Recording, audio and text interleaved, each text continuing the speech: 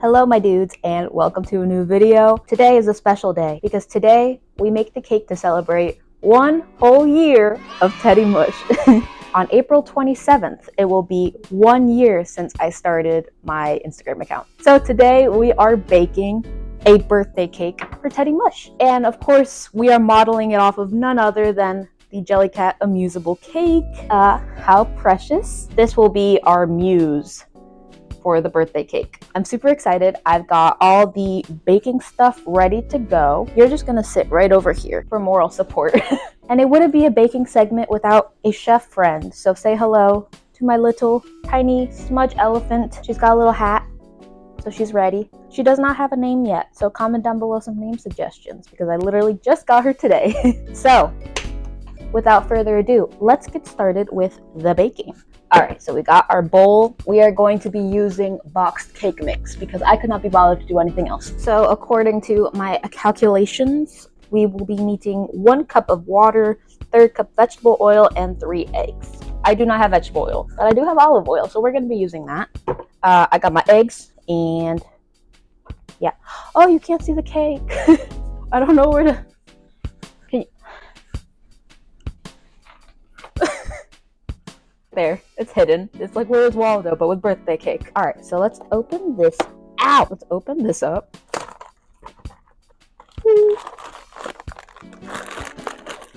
Oh, okay. It's kind of stuck in there, not gonna lie. We are going to pour the contents. Trying not to make a mess. Next is water. 1 cup of water. 1 cup water, in it goes. Now we're going to measure out a 1/3 cup of vegetable oil. Pretend it's vegetable oil, okay? I can't look at the metric side. I'm not that smart. 1/3 cup. I hate how oil looks. Does that make sense? And coffee break. The last thing we're gonna do is the eggs. Does anybody else panic when they're baking about cracking eggs? Because I feel like whenever I'm baking and I have to crack eggs, I need a game plan. As in, like, once I crack it, how fast do I need to get to a trash can? Where is the trash can? You know, like, I'm constantly paranoid of getting egg everywhere. We are cracking 3 eggs. 1, 2, and 3. Sticky. It's so sticky. Okay, I think I'm gonna add like a little bit of vanilla extract, which I should have some in here somewhere. So obviously this is not part of the recipe, but just for funsies, some vanilla extract. How much vanilla extract is too much vanilla extract? That's fine. And now we mix. I just set my oven to preheat to 375, and we mix the shit out of this. That's what good... Never mind. It's looking pretty good if I say so myself. And I barely did anything to do this. I followed directions on a box. Okay, so setting that aside, since it's mixed, I have these 2 little pans, which are going to be the 2 layers of the cake.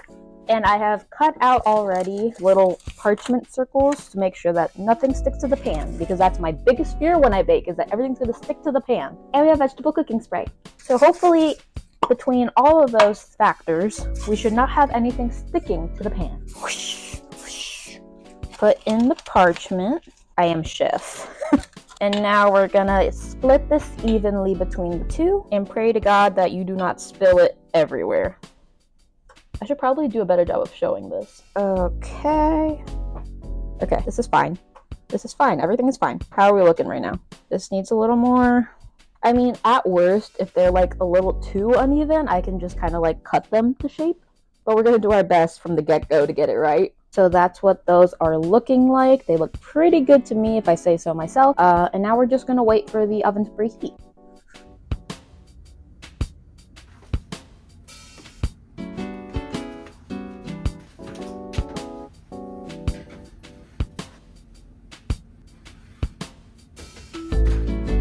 And now we wait 31 minutes to be exact.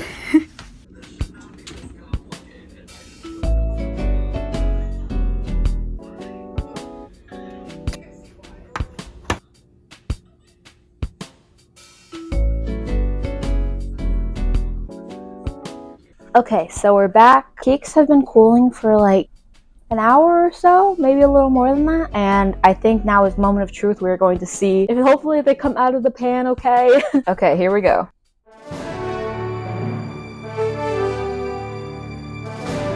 I succeeded! This never happens. Oh, I'm so excited. Ah! Oh, this is awesome. This is awesome. Okay, all right, let's do the second one. Hopefully that one comes out just as smooth. Here we go. Beautiful. Excellent. Wonderful. So I think the bottoms are probably going to be the frosted layers because they're the smoothest. And then I'm just going to cut that top right off and we'll be good to go. Let me wash my hands though because now they're greasy. So we've got the knife. We're just going to very carefully kind of sort of make an incision. This is actually going so much smoother than I am. No! I spoke too soon. Oh, she's beautiful. Okay, let's do the next one. Papa. Oh my god, I can't believe this is actually working. So in light of my success here, I am going to try to shave the sides off of the cake just to make it look a little closer in color, more resemblance to the amusable birthday cake.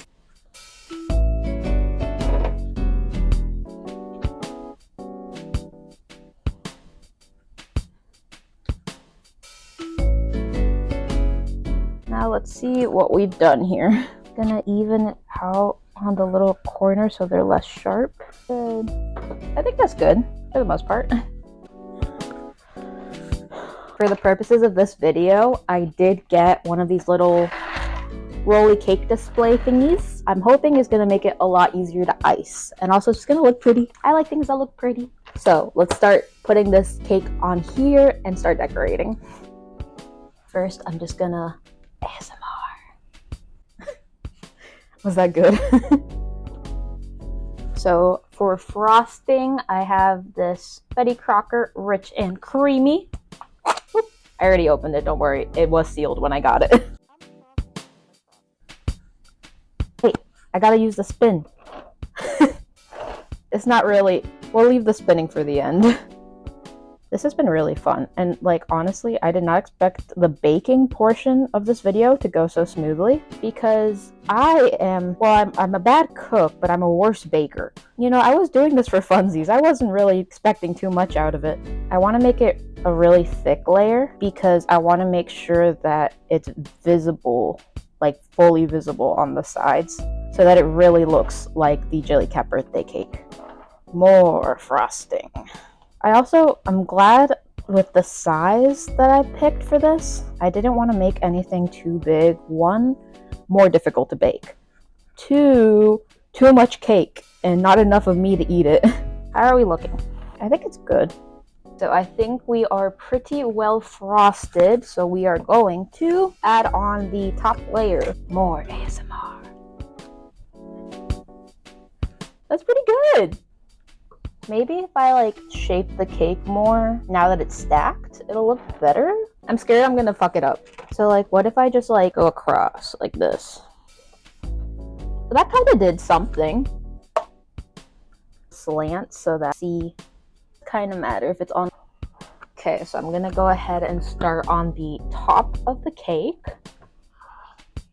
Ooh, whapa. Beautiful. I wonder how many of you guys are like frosting lovers and how many of you are frosting haters. Let me know in the comments. Me trying to get engagement. No, but for real, because I like frosting, but there gets a point where it's just too much. You know, there's a threshold. We're getting a few crumbs in the frosting, but it's fine. Nobody's perfect, you know? Here we go. I think this looks good. I don't necessarily need it to look like smooth. I just want it to look presentable. If anything, I kind of like the kind of rough look because it just makes it look homemade. It's made with love. I think that's good. Yeah, I think that's as good as it's gonna get. So you might be wondering, but Melissa, how will we ever get the iconic legs and eyes and mouth of the Jellycat amusable birthday cake? Well, let me show you. This, my friends, is how we're gonna do it. Picked up some fondant. I was just gonna use frosting, but then I thought I don't think I'll get the consistency that I want. So We got this, and we got food coloring. And I've never used fondant before, but we're gonna hope this works out.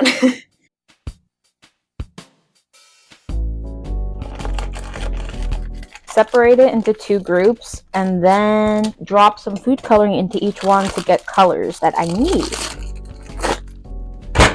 Jesus. Ugh. It feels like Play-Doh. It kind of smells like Play-Doh. Gonna just knead it. I don't feel the need to roll it out because it's not like we're doing a flat sheet over the cake. So I'm just gonna knead it and then do my food coloring. I only have brown food coloring, but I think if I just use enough of it, it will be dark enough to resemble the eyes, because the legs are a much lighter brown and then the eyes are basically black, but I think a dark enough brown will suffice. So what I'm gonna do is just like make a little well, and what I'm hoping is that that will catch the food coloring well enough. Get it well enough. I'm so funny. Here we go.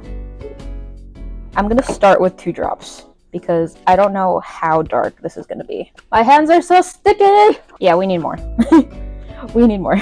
Let's do 2 more drops. ASMR. Okay. Okay, so that was very tedious. But as you can see, we eventually got somewhere where it's like kind of the right color, hopefully. My only concern is that that took so much food coloring just to get to that light shade of a brown. So we're gonna use an incredibly small amount of fondant to get the eye color, because the smaller the amount of fondant I'm hoping, the easier will be to get it as dark as I need it.